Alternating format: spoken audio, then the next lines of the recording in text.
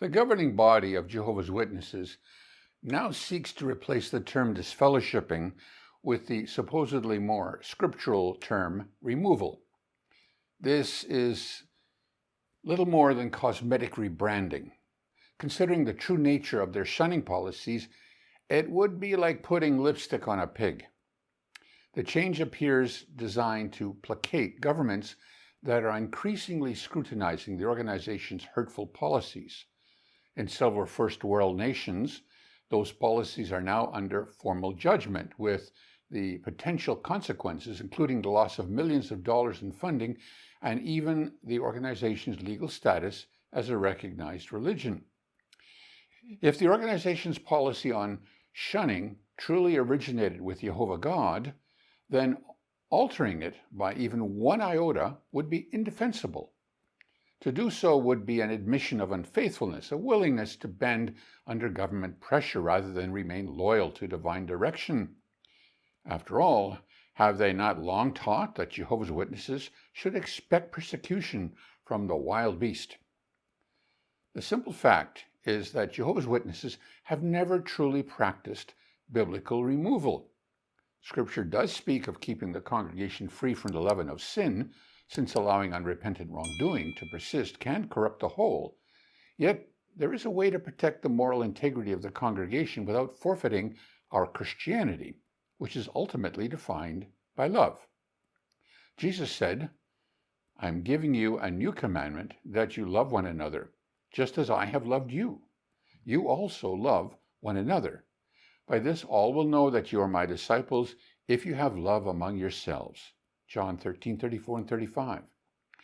When Jesus said that all will know, he was referring to those outside the community of believers.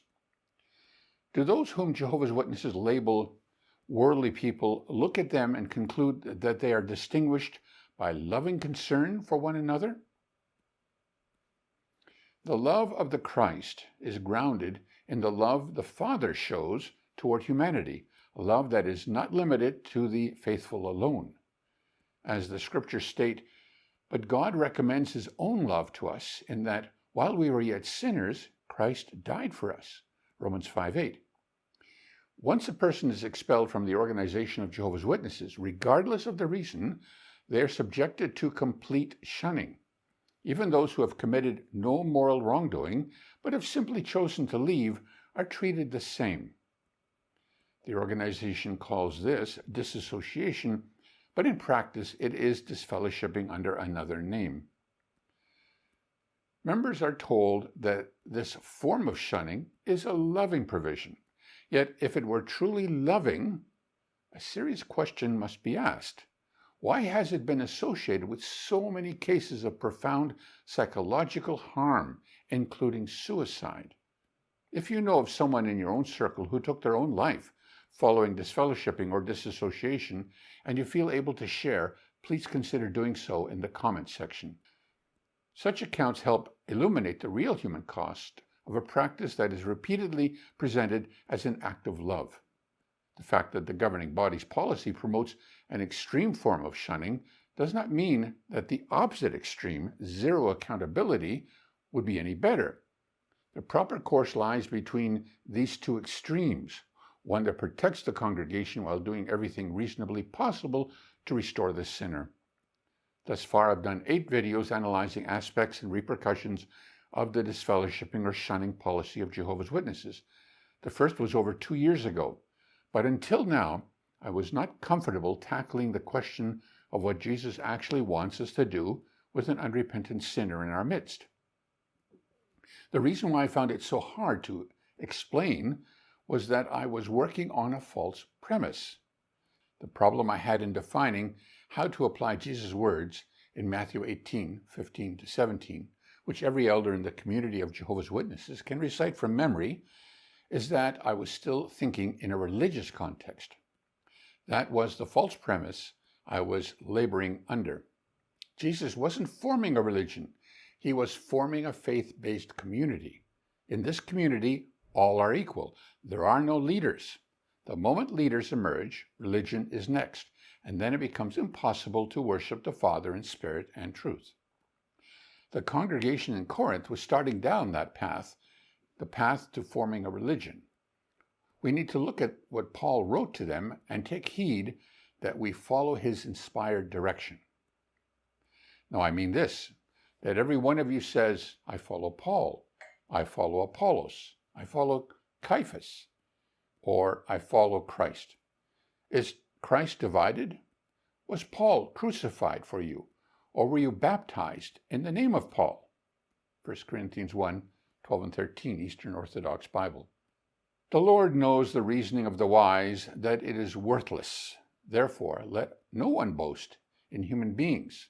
All things are yours, whether Paul or Apollos or Cephas or the world, or life or death, or things present or things to come. All belong to you, and you belong to Christ, and Christ belongs to God.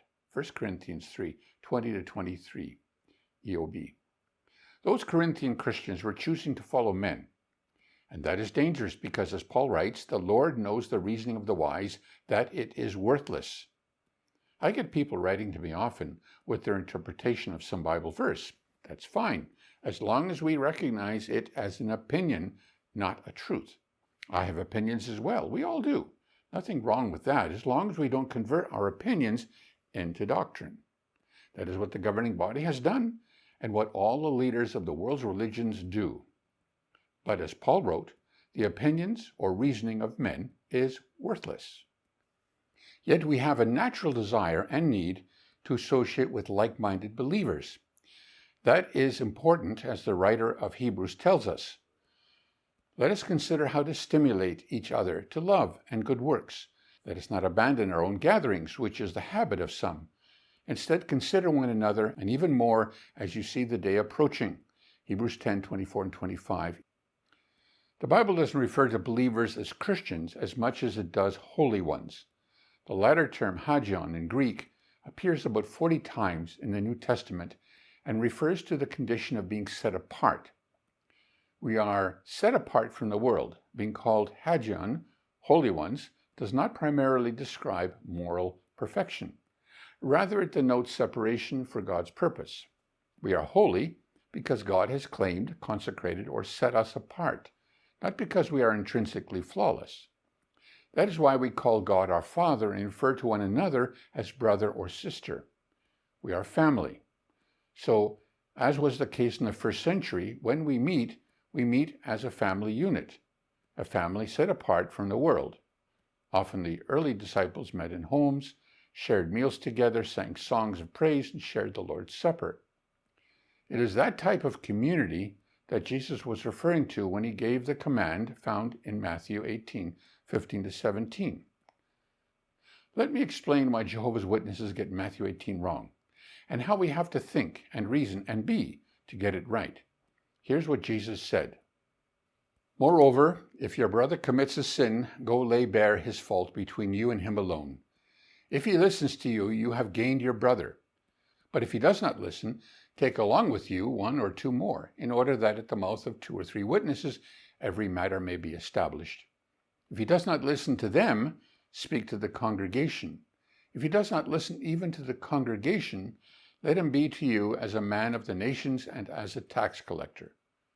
Matthew 18, 15 to 17, New World Translation, 1984. The organization of Jehovah's Witnesses, like the Pharisees of Jesus' day, worship God on the basis of rules that governed every aspect of life down to the minuscule requirements, like whether or not a man could have a beard. So, given their rule-oriented form of worship, how are they not going to interpret verse 17 to mean anything but total exclusion of the individual? Jews hated pagans and would only deal with them under duress. Peter said, "You know how unlawful it is for a Jew to associate with or to visit anyone of another nation." Acts 10:28. That sure sounds like the way Jehovah's Witnesses practice shunning, doesn't it? The same goes for the way Jews viewed fellow Jews who collected taxes for the Romans. Such men were considered to be traitors. They were barred from synagogues in many communities and treated as outcasts. But here's the thing that the governing body overlooks. Jesus was introducing a new law, one that made the old law code obsolete. What was the basis for Jesus' new law? He was. We just read about that. Remember, I am giving you a new commandment, that you love one another just as I have loved you. John 13:34. The basis for the law of the Christ was love, but not just some undefined, vague concept. No, our love is based on the example he set. So that must affect how we implement any commandment Jesus gave. He said, for example, to treat an unrepentant sinner like a pagan or a tax collector. So ask yourself, how did Jesus treat pagans and tax collectors? Did he shun them the way Jehovah's Witnesses shun those who are disfellowshipped or disassociated? Jesus ate with tax collectors, men like Zacchaeus of Luke 19, 1-10. The Pharisees accused him of eating with sinners and tax collectors. Jesus also spoke to and helped pagans. He healed a servant of the Gentile officer, a Roman centurion. Matthew 8, 5-13. He also healed the demon-possessed daughter of the Canaanite woman, Mark 7, 24-30. Can we see from these examples that the pattern was to consider the circumstances and choose the course of action that reflects the love of God? Love always looks for what is best for the loved one, even if that loved one is an enemy. Matthew 5:43-44 reads, "You heard that it was said, you must love your neighbor and hate your enemy. However, I say to you, continue to love your enemies and to pray for those who persecute you." Does the way the Jehovah's Witnesses shunning policies implemented reflect conformance to this divinely stated pattern of behavior? In the next video, we'll apply what we've learned here to review all the practical applications given to Jesus' commandment at Matthew 18, 15-17, as recorded throughout Acts and in the various letters to the congregations. Thank you for watching to the end. If you'd like to support this channel and help us continue our work, please use this link.